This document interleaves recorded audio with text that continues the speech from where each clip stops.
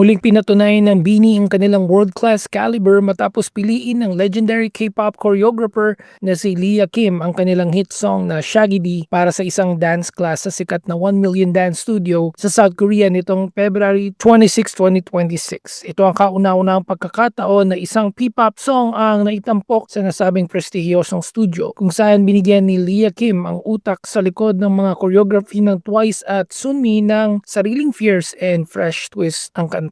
Ang milestone na ito ay tinuturing na isa sa pinakamataas na anyo ng pagkilala para sa BINI. Lalo na't nagsimula na ang mga miyembro bilang mga K-pop fans at ngayon ay sila mismo ang kinikilala ng mga higante sa industriya ng Korea dahil sa pasabog na ito at sa nalalapit nilang pagtatanghal sa Coachella. Lalong nabubuhayan ng mga blooms sa posibilidad ng isang epic in-person collaboration sa pagitan ng BINI at ni Lia Kim sa hinaharap.